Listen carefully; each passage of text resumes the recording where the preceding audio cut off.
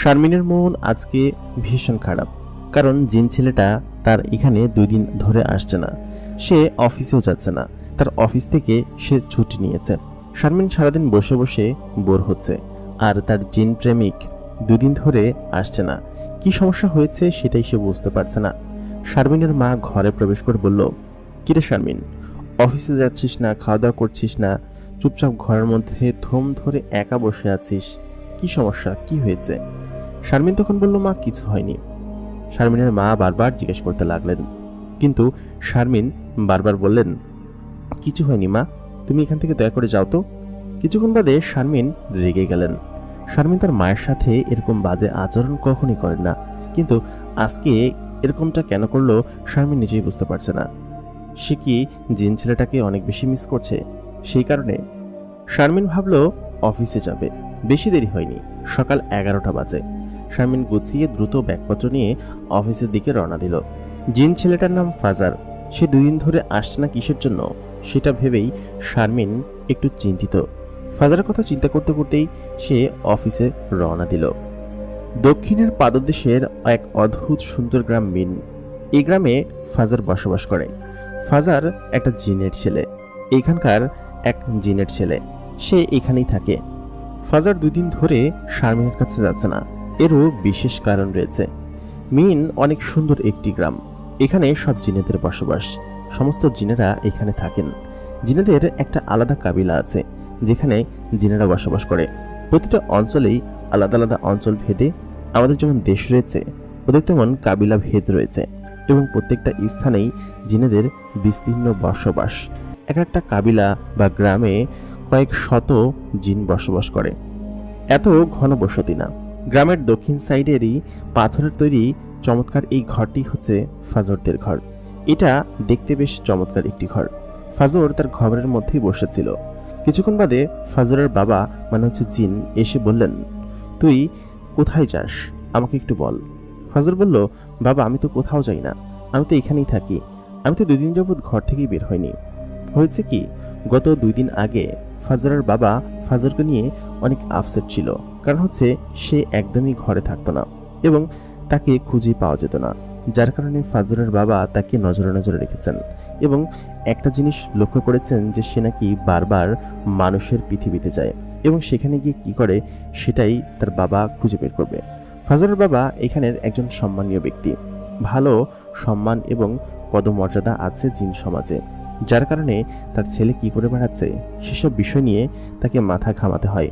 আর সব থেকে বড় কথা হচ্ছে, ফাজরের পেছনে বেশ কিছু শয়তানি আত্মা ঘুরে বেড়াচ্ছে, মানে হচ্ছে জিনেদেরই কিছু অন্য দল ঘুরে বেড়াচ্ছে, যেই দল ফাজরের ক্ষতি করতে চায়।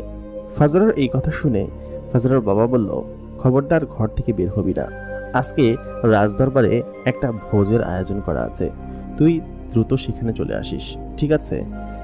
ফাজর বলল, আচ্ছা ঠিক আছে। ফাজর ঘর থেকে সাথে সাথে বের হয়ে গেল। তার বাবা বের হওয়ার সাথে সাথেই। জিনেদের রাজ্য খুবই অদ্ভুত। এখানের গাছপালা, নদী নালা, সূর্য, আসমান, জমিন এবং প্রত্যেকটা জিনিসই সবকিছু পৃথিবী থেকে ভিন্ন এবং একটু ডিফারেন্ট ধরনের। এদের থাকা, খাওয়া, চলাফেরা সবকিছুই ভিন্ন রকমের। ফাজর ঘর থেকে বের হয়ে দ্রুত আলীর বাসায় গেল। আলী হচ্ছে তার সবচেয়ে কাছের বন্ধু। সে আলীর কাছে গিয়ে আলীকে ডাক দিল এবং বলল, বন্ধু, আমি তো পৃথিবীতে যেতে পারছি না আমার প্রেমিকার কাছে। আলী তখন বলল, তুই যা, আমি এখানটা সামলে নিব। তখন আলী বলল, সত্যি তো করতে পারবি? আমার 2 দিন ধরে যাওয়া হচ্ছে না, বাবা নজরে নজরে রেখেছে। আজকে নাকি রাজদরবারে একটি অনুষ্ঠান আছে, সেখানে আমার জায়গায় তোকে যেতে হবে, তুই পারবি না? আব্বা হুজুর যেন কিছুতেই কোনো কিছু টের না পাই, ঠিক আছে? আর এই বিষয়টাই সামলে নিস, ঠিক আছে? তারপর আলী বলল কি যে, আচ্ছা সমস্যা নেই, আমি সামলে নিব, তুই আগেই আসলেই তো পারতি, তুই জানিস যে আমার এই ক্ষমতা আছে, আমি রূপ চেঞ্জ করে যে কোনোভাবেই তোর বেশি ওইখানে উপস্থিত হয়ে যাব, তোর আব্বা হুজুর একদমই টের পাবেন না, ঠিক আছে? তাহলে তুই যা। ফাজর দ্রুত বাড়ির দিকে চলে গেল, কারণ হচ্ছে সন্ধ্যা হওয়ার আগে সে এই অঞ্চল থেকে বের হতে পারবে না, তাদের নিষেধ আছে। সন্ধ্যার আগে তারা এখান থেকে কখনোই বের হতে পারে না, তাদের অঞ্চলের নিয়মে নেই। তবে সে মাঝে মধ্যেই এই নিয়ম ভেঙে বের হয়। এই নিয়মের বহির্ভূত হওয়ার কারণে তাকে এর আগেও অনেকবার শাস্তি পেতে হয়েছে। ফাজর দ্রুত সন্ধ্যা হওয়ার অপেক্ষা করতে লাগলো, কারণ সন্ধ্যা না হলে অফিস থেকেও শারমিন বের হবে না এবং সে দেখাও করতে পারবে না। সন্ধ্যা হওয়ার কিছুক্ষণ আগ মুহূর্তে ফাজর জিনের দেশ থেকে মিন গ্রাম থেকে দ্রুত বেরিয়ে আসলো। বেরিয়ে এসে শারমিনের বাড়ির দিকে যেতে শুরু করলো। দেখলো শারমিন রিকশায় করে মাত্রই বাড়ির সামনে নেমেছে। আজকে শারমিন অফিস থেকে দ্রুত চলে এসেছে দেখে ফাজর অনেক খুশি হলো। সে দ্রুত শারমিনকে গিয়ে পেছন থেকে জড়িয়ে ধরলো। শারমিন ততক্ষণ তার নিজের রুমে চলে গিয়েছে। পেছন থেকে জড়িয়ে ধরতে দেখে শারমিন ভীষণ রাগ করলো এবং বলল, এতদিনে তোমার আসার সময় হয়েছে, তুমি চলে যাও, তুমি কেন এখানে এসেছো? ফাজর তখন বলল, আহা, কথা তো শুনবা, কি হয়েছে সেইটা তো শুনবা। শারমিনের রাগের বহর অনেক বেশি। জিনেরও শারমিনকে সামলানো অনেক বেশি কষ্টকর। শারমিন দরিদ্র এবং দেখতে অসুন্দর হলেও তার মধ্যে জেদ এবং রাগ অনেক বেশি রয়েছে। তবে একটা জিন যেহেতু তাকে ভালোবাসে সেটাও তার কাছে কম কিছু নয়, কিন্তু প্রেমিকের কাছে রাগ দেখাবে সেটাই স্বাভাবিক। সে তাকে ছিটকে বলল কি যে, তুমি এখান থেকে সরো। তাকে ছাড়িয়ে নিয়ে সে বিছানার উপর বসে পড়লো এবং বলল, খবরদার আমার কাছে আসবে না। তখন ফাজর জিন ছেলেটা তাকে বলতে লাগলো যে, কি হয়েছে সেটা তো শুনবা, ঝামেলা হয়ে গিয়েছে। ঝামেলা না হলে কি আমি এখানে না আসি, তোমার সাথে না দেখা করি? আমার নিজেরই মন তোমার এখানে পড়ে আছে। তখন সে বলল, আমাকে বাবা এখানে আসতে নিষেধ করেছে না শুধু, সে আমাকে ঘরবন্দি করে রেখেছে, সবসময় আমার উপর নজর রাখে। আমি আমার বন্ধু আলীকে পাহারা দিয়ে রেখে এসেছি। হয়তো প্রতিদিন এরকমভাবেই আসতে হবে, তাছাড়া কোনো উপায় নেই। তারপর শারমিন বলল কি যে, তুমি এখান থেকে যাও তো, আমার ভালো লাগছে না। এরপর সে শারমিনকে শক্ত করে জড়িয়ে ধরলো এবং বলল কি যে, আমি তোমাকে ছাড়বো না, তুমি যতক্ষণ না পর্যন্ত রাগ ভাঙাবে আমি ছাড়বো না। শারমিন বলল, অফিস থেকে এসেছি, গা ম্যাচম্যাচ করছে, গোসল করব, সরো তো এখান থেকে, আমার ভালো লাগছে না। এরপর শারমিনকে বলল, তুমি চোখটা বন্ধ করো না, তারপরে দেখো। শারমিন চোখ বন্ধ করলো এবং এরপর যখন চোখ খুললো, শারমিন দেখলো সে স্বর্গের মধ্যে চলে এসেছে। একটা ড্যাফোডিল ফুলের বাগান, আশেপাশে কোনো মানুষজন নেই, সামনেই সমুদ্র এবং পেছনে পাহাড়। কি এক অদ্ভুত সৌন্দর্য! শারমিন দেখে হঠাৎ করেই তার রাগ একদম উবে গেল। শারমিনের মন একদম ভালো হয়ে গেল। শারমিন জোরে চিৎকার দিয়ে বলতে লাগলো, বাহ, কি সুন্দর! এটা কোথায়, কোন জায়গায় নিয়ে এসেছো আমাকে? তখন সেই জিন ছেলেটা বলল, এটা হচ্ছে আমার সব থেকে প্রিয় জায়গা, আমাদের গ্রাম থেকেই একটু সাইডে। এখানে আমি মাঝে মধ্যেই আসি। অনেকদিন থেকে ভাবছিলাম তোমাকে এখানে নিয়ে আসবো, কিন্তু সুযোগ হয়নি। কিন্তু আজকে যেহেতু তোমার মন খারাপ এবং আমার উপর রেগে আছো, সেহেতু এইখানে না আনলে হয়তো আজকে আমার রক্ষে নেই। শারমিন আশপাশের সৌন্দর্য দেখে একদম বিমোহিত হয়ে গেল এবং কিছুক্ষণ বাদে শারমিনের চোখ বেয়ে পানি পড়তে লাগলো। ফাজার শারমিনকে জিজ্ঞেস করলো, কি হয়েছে তোমার, তুমি এরকম কান্না করছো কেন? শারমিন তখন বলতে লাগলো, শেষ যে বছর আমার বাবা মারা গিয়েছিল, সেই বছরও আমাদের প্ল্যান ছিল আমরা ভারতে ঘুরতে যাব, খুব সুন্দর জায়গা দেখতে যাব, এবং বাংলাদেশে আমাকে অনেক জায়গায় আমার বাবা ঘুরতে নিয়ে গিয়েছে। কিন্তু বাবা মারা যাবার পরে আমাদের সংসারে একটা কাল নেমে আসলো। আমি আমার বাবার একমাত্র আদরের সন্তান ছিলাম। আমাদের বেশ সম্পত্তি ছিল, কিন্তু সেসব সম্পত্তি দখল করে নিয়েছে আমার চাচারা। আমাদেরকে সেসব কিছুই দেয়নি। যেহেতু আমার আব্বাজানের কোনো ছেলে সন্তান ছিল না, যার কারণে তার সম্পত্তিগুলোও তারা দখল করে নিয়েছে। তুমি কি জানো, ঢাকা শহরে আমাদের একটা বাড়ি আছে, সেই বাড়িটা আমরা পাবো। আমার দাদাজান আমার বাবার নামে লিখে দিয়ে গিয়েছিলেন, কিন্তু সেটা তারা দখল করে ব্যবহার করছে। সেই বাড়িটা অন্তত পক্ষে থাকলে আমি চাকরি করতাম না এবং এত কষ্ট করে মায়ের সংসার চালাতে হতো না। মায়ের ওষুধ সবকিছু মিলিয়ে অনেক কষ্ট হয়ে যায়। যাই হোক, সে কথা বাদ দাও। তুমি আমাকে অনেক অনেক অনেক বেশি ভালোবাসো, সেজন্যই হয়তো আমার জন্য এতটা করছো। তবে আমার কাছে খুবই ভালো লাগছে। তাই বলে শারমিন তাকে জড়িয়ে ধরলো। শারমিন তারপর ফাজরের ঠোঁটে ঠোঁট রাখলো। তারা গৃহ থেকে জ্যোৎস্নায় একদম ভেসে যাচ্ছিল। এক তো রাতের সময়, ড্যাফোডিল ফুল হু হু করে বাতাস বইছে এবং সমুদ্রের একটা গর্জন শোনা যাচ্ছে। শারমিন তাকে শক্ত করে জড়িয়ে ধরলো, বলল, ধন্যবাদ তোমাকে। তুমি আমার জীবনে আসার পর থেকেই আমার জীবন বদলে গিয়েছে। আমি জীবনের সেরা সময়টুকু পার করছি, তুমি আমাকে ছেড়ে যাবে না তো কখনো? ফাজার তখন জানালো, তোমাকে আমি কখনোই ছেড়ে যাব না। আমি সারা জীবন তোমার সাথে থাকবো এবং তোমাকে দেখে শুনে রাখবো। তুমি এত সুন্দর কেন? শারমিন তখন বলল, কোথায় সুন্দর? আমি তো কালাকুষ্ঠিত একটা দেখতে মেয়ে। আমার না আছে রূপ, না আছে গুণ, কোনো কিছুই নেই। তুমি কি দেখে আমার প্রেমে পড়েছিলে বলো তো? জিন বলেই প্রেমে পড়েছ, মানুষ হলে আর পড়তে না। মানুষ সুন্দর না। ফাজর তখন বলল, তোমাকেই আমার ভালো লাগে, এত কথা বলো না তো। হঠাৎ করেই শারমিনের মধ্যে একটা অন্যরকম অনুভূতি জাগ্রত হলো। তারপর ফাজর বলল, তুমি না গোসল করবে বললে, চলো তোমাকে খুব সুন্দর একটা জায়গায় নিয়ে যাই। ফাজর এবং শারমিন দুজন একটা পুকুর পাড়ে গেল এবং বলল, এখানে পরীরা গোসল করে, আমাদের এলাকার যেসব পরীরা আছে তারা এখানে এসে গোসল করে, একটু পরেই চলে আসবে, তবে আমাদের তার আগেই গোসল করে এখান থেকে চলে যেতে হবে। ফাজর এবং শারমিন সেই পুকুরের মধ্যে নেমে পড়ল। পুকুরের পানি এত স্বচ্ছ, দুই চোখে না দেখলে বিশ্বাস করা যাবে না। শারমিন এবং ফাজর দুজনে একসাথে গোসল করতে লাগলেন। শারমিন যেন একটা অন্যরকম স্বর্গীয় অনুভূতির মধ্যে দিয়ে যাচ্ছিল। তার কাছে মনে হচ্ছিল সে স্বর্গে চলে এসেছে, তার প্রিয় মানুষটার সাথে এসে একসাথে গোসল করছে, একসাথে জড়িয়ে ধরে রেখেছে। সবকিছু মিলিয়ে শারমিনের স্বর্গ সুখ ছাড়া আর কিছুই মনে হচ্ছে না। শারমিন গোসল করে এখান থেকে উঠল, কারণ কিছুক্ষণের মধ্যেই এক ঝাঁক পরী এখানে আসলো। শারমিনকে ফাজর দ্রুত ওইখান থেকে উঠিয়ে নিয়ে পাশেই একটা জায়গায় গেল। সেখানে দেখা গেল এক ঝাঁক পরী ডানা মেলে সেখানে এসে ল্যান্ড করলো এবং তারা গোসল করার জন্য নামছে। এখানে আর বেশিক্ষণ থাকা যাবে না। সে শারমিনকে নিয়ে একটা জায়গায় চলে গেল, একটা ছোট্ট কুঠিরের মতো জায়গায়। কুঠিরের ভেতরটা এত চমৎকার, শারমিন দেখে অবাক হয়ে গেল। নানান ধরনের শ্বেত পাথর দিয়ে সেই কুঠিরের ভেতরটা সাজানো। শারমিন সেটার ভেতরে গেল এবং বলল, ওইদিকে তাকাও, আমি কাপড় পরিবর্তন করব। তারপর ফাজর বলল, এতক্ষণ তাহলে কি করলে আমার সামনে? তুমি যাবে নাকি তোমার মাথার ভেতরে একটা বাড়ি মারব? তারপর ফাজর এখান থেকে চলে গেল। গোসল শেষে শারমিনকে সে খুব চমৎকার দেখতে একটা কাপড় এনে দিয়েছে। এটা এই অঞ্চলের কাপড়।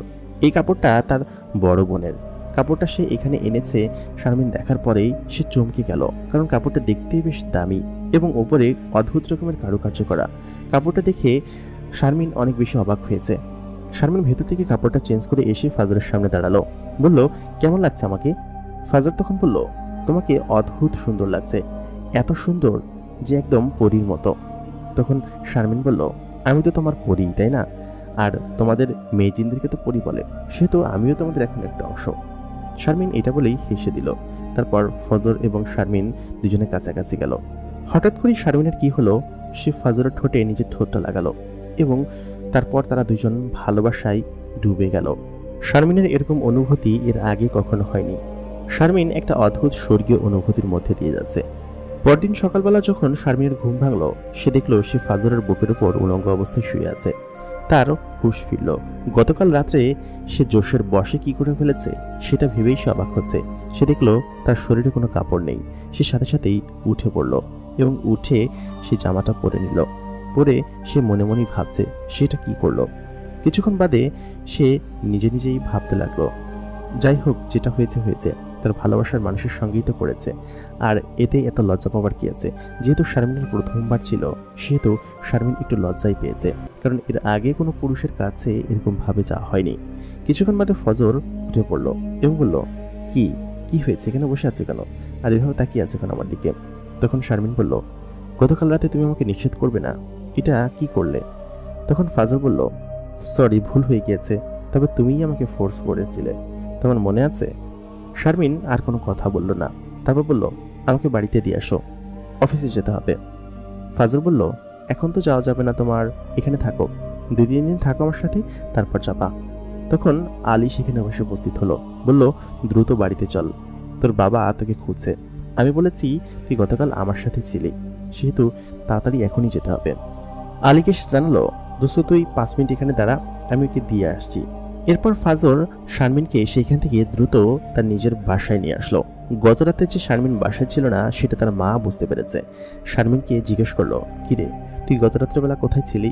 শারমিন বলল, কই, আমি তো ঘরেই ঘুমিয়েছিলাম। তারপর শারমিনের মা বলল, কই, আমি তো দেখলাম না, তোকে কত ডাকলাম, তুই তো ঘর থেকে সারাই দিলি না, ঘরের দরজা ভেতর থেকে বন্ধ করে কি কালকে মারা গিয়েছিলি? আমি তো ভয় পেয়ে গিয়েছিলাম। তখন শারমিন বলল, মা, আমি ভীষণ টায়ার্ড ছিলাম, যার কারণে কালকে এসেই ঘুমিয়ে পড়েছি, তোমার সাথে কথা বলার সুযোগ হয়নি, তুমি দয়া করে এখন বেশি কথা বলো না। ফাজর শারমিনকে নামিয়ে দিয়ে সে তার বাড়িতে চলে গেল।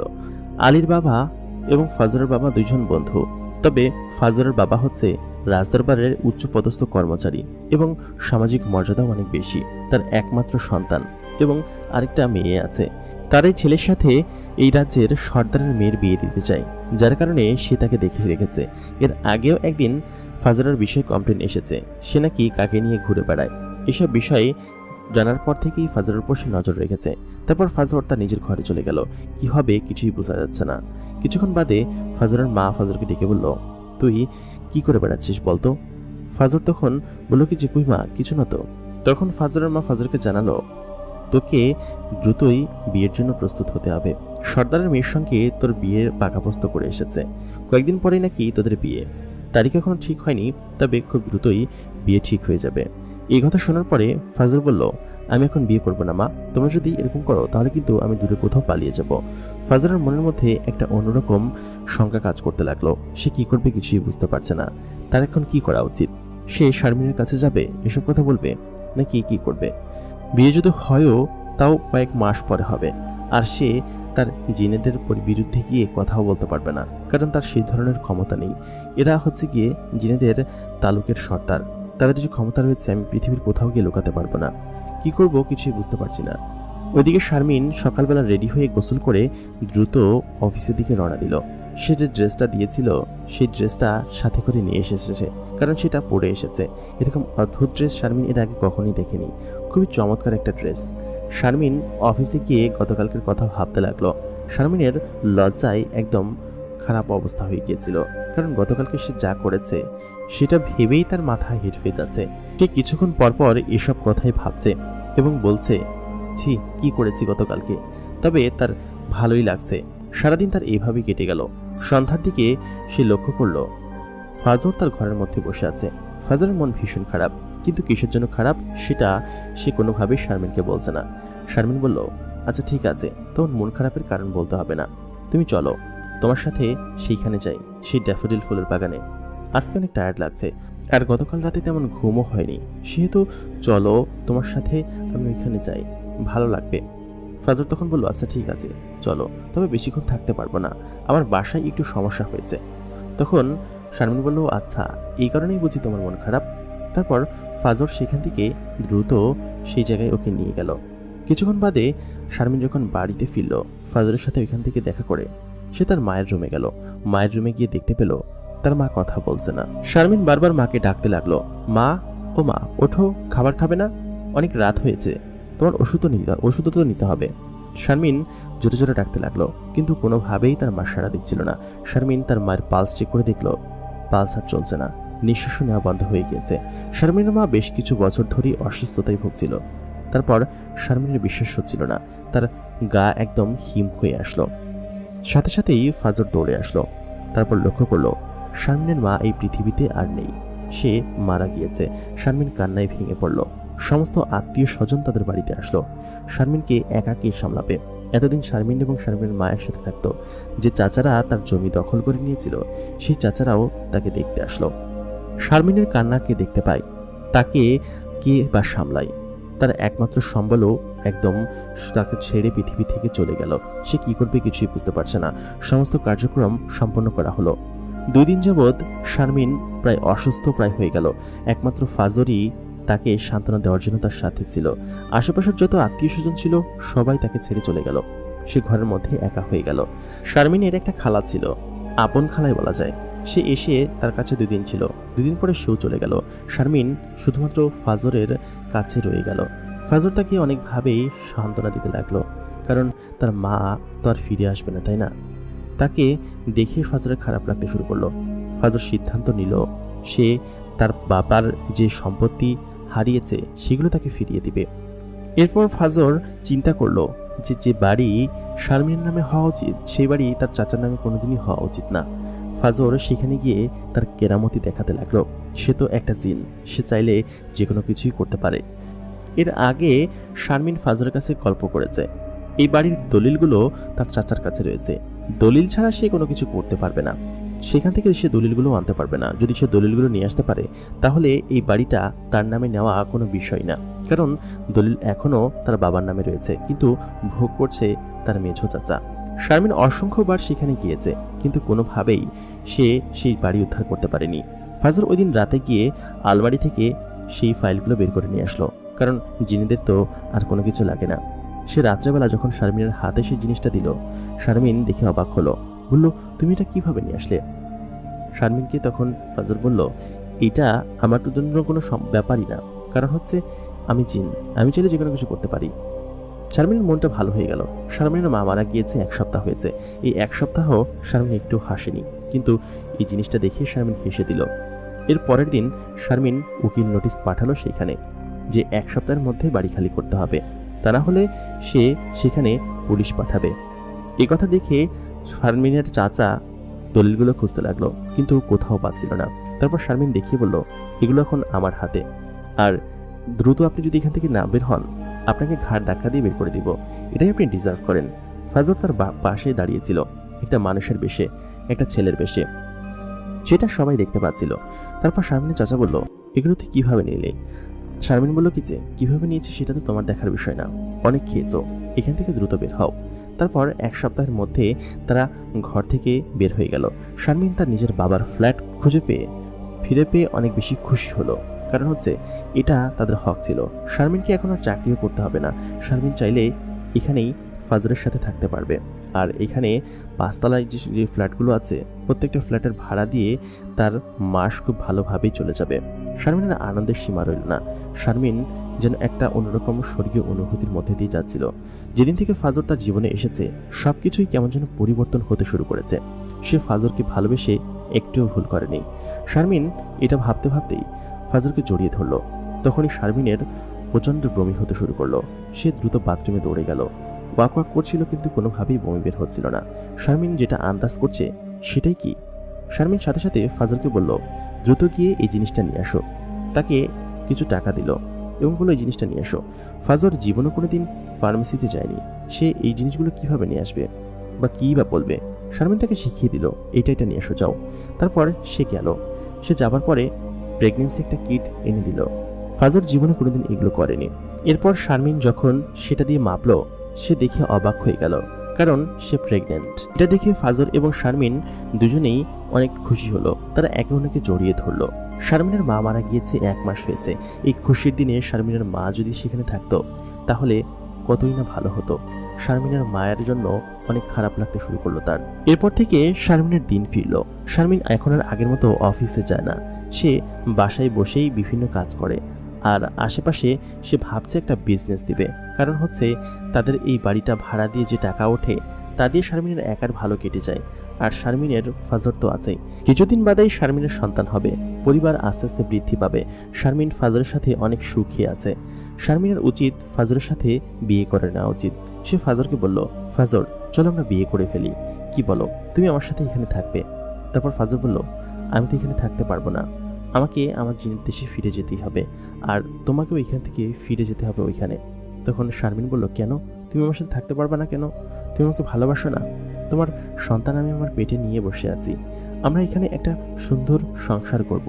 তখন ফাজর বলল, দেখো, আমার কিছু সমস্যা আছে, সমস্যাগুলো না কাটিয়ে আমি তোমার কাছে আসতে পারবো না।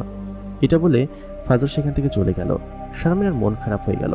সে ভেবেছিল ফাজরকে নিয়ে সে এখানেই থাকবে, কিন্তু ফাজর যেহেতু একটা জিন, সেহেতু সে রাত্রেবেলা সারা এখানে আসতে পারবে না, তাকে রাত্রে এখানে আসতে হবে।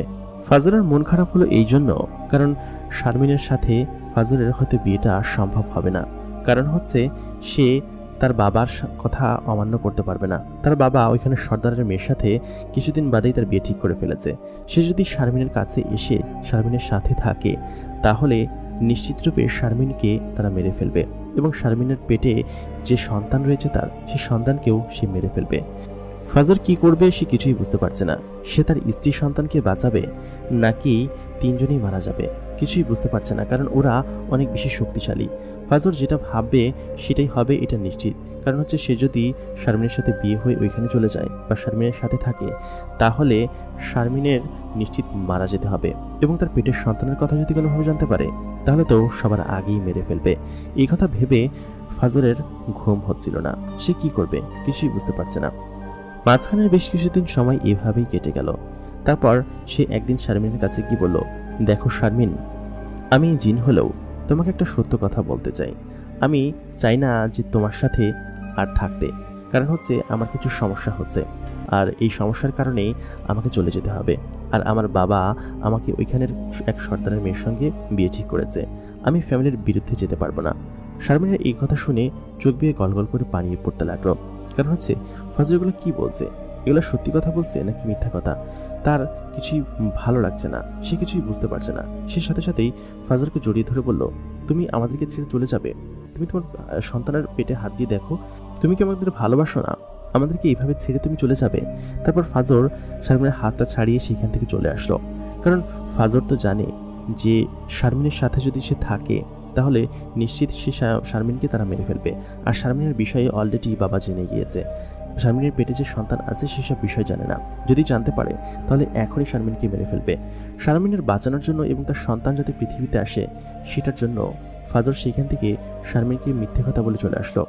শারমিন জোরে জোরে চিৎকার করে কান্না করতে লাগলো এবং ফাজর ফাজর বলে চিৎকার করতে লাগলো। কিন্তু কোনোভাবেই ফাজর সেখানে দাঁড়ালো না। কারণ ফাজর জানে যদি সে সেখানে কোনোভাবেই তাদের সাথে থাকে বা জানতে পারে যে শারমিন প্রেগন্যান্ট এবং তার সন্তান শারমিনের পেটে রয়েছে তাহলে দুজনকেই মেরে ফেলবে। বেঁচে থাকলে তো তাদেরকে এমনিতেও মাঝে মধ্যে দেখতে পাবে, কিন্তু সে যদি মারা যায় বা ওরা দুজন যদি মারা যায় তাহলে তো কাউকে সে দেখতে পাবে না। সেজন্য ফাজর এই কাজটা করেছে। শারমিন অনেক কান্না করতে লাগলো। মাঝখান দিয়ে ফাজর বাধ্য হয়েই সে সর্দারের মেয়েকে বিয়ে করলো। কারণ বিয়ে না করলে শারমিনকে মেরে ফেলবে এরকম হুমকি তার বাবা তাকে দিয়েছিল এবং এই কারণেই সে সেই মেয়েটাকে বিয়ে করলো। তাকে বিয়ে করলেও তার সাথে সংসার করার মন মানসিকতা কখনোই ফাজরের ছিল না। ওদিকে শারমিন একদম প্রায় মরার মতো হয়ে গিয়েছিল। কিছুদিন বাদেই শারমিনের ডেলিভারি হলো। এর মাঝখানে বেশ কিছু মাস সময় অবশ্য কেটে গিয়েছে। শারমিনের ডেলিভারি হওয়ার পরে শারমিনের ফুটফুটে একটা কন্যার সন্তান হলো। শারমিনের সুখের সংসার হঠাৎ করেই ওলটপালট হয়ে গেল। কিন্তু যেদিন থেকে তার কন্যার সন্তান পৃথিবীতে ভূমিষ্ঠ হলো সেদিন থেকেই শারমিনের মনের মধ্যে সেই রাগ ক্ষোভটুকু থাকলো না। কারণ হচ্ছে সেই দুঃখবোধ কেটে গেল। শারমিনের কন্যা সন্তানটি এত সুন্দর হয়েছে যে তার চোখের দিকে তাকিয়ে, তার চেহারার দিকে তাকিয়ে এক জীবন কাটিয়ে দেওয়া যাবে। তাকে শারমিন অনেক যত্নে বড় করতে লাগলো। ওদিকে সে ফাজরের কথা আর মনে করতো না, কারণ ফাজর তাকে ছেড়ে চলে গিয়েছে। ফাজর একটা প্রতারক। সে ফাজরের প্রতি একটা ভিন্ন প্রতিক্রিয়া ধারণ করতে লাগলো। কিন্তু তার কষ্ট হতো, তার ভালোবাসার মানুষ তাকে ছেড়ে চলে গিয়েছে এটা ভেবে। কিন্তু ফাজর যে শুধুমাত্র তাকে ভালোবেসে তার সন্তান এবং তাকে বাঁচানোর জন্য এখান থেকে চলে গিয়েছে সেটা শারমিন হয়তো কোনোদিন জানতে পারবে না। একটা অন্যরকম ঘৃণা নিয়ে সে বাঁচবে। কিন্তু ফাজর কোনোদিন তাদেরকে ভুলে যায়নি। প্রত্যেকটা পদক্ষেপে, প্রত্যেকটা ধাপে ধাপে ফাজর তাদের উপর নজর রেখেছে। তার সন্তান যে পৃথিবীতে ভূমিষ্ঠ হয়েছে সেটাও সে দেখে গিয়েছে। তার সন্তানকে সে যে কোনোভাবেই, তার স্ত্রীকে সে যে কোনোভাবেই প্রোটেক্ট করে চলেছে এখন পর্যন্ত। সেই সন্তানটা এখন অনেক বড় হয়েছে, অনেক দেখতে সুন্দর হয়েছে। তার মধ্যে জিন এবং মানুষের গুণ দুইভাবেই রয়েছে। সেদিনের পর থেকেই ফাজর আর কোনোদিন আসেনি, তবে ফাজর ইনডাইরেক্টলি তাদের উপর সবসময় নজর রেখেছে। আর শারমিন তো তাকে দু চোখে দেখতে পারে না, কারণ শারমিন মনে করে সে তার সাথে প্রতারণা করেছে। কিছু কিছু সময় থাকে যখন দোটানার মধ্যে পড়ে যেতে হয়। অনেকে ইচ্ছা থাকলেও নিজেকে খারাপ প্রমাণ করতে হয়। সেরকম ঘটনাই হয়তো এদের সাথে ঘটেছে। আমাদের আজকের ঘটনাটি আপনাদের কাছে ভালো লাগলে অবশ্যই লাইক করবেন। কোনো প্রশ্ন থাকলে কমেন্ট করে জানাবেন। আমাদের চ্যানেলে নতুন হলে চ্যানেলটাকে অবশ্যই সাবস্ক্রাইব করে রাখবেন। এতক্ষণ কণ্ঠে আমি ইমরান আপনাদের সাথে ছিলাম। এমনই আরও সুন্দর সুন্দর গল্প এবং ঘটনা শুনতে আমাদের সাথেই থাকুন।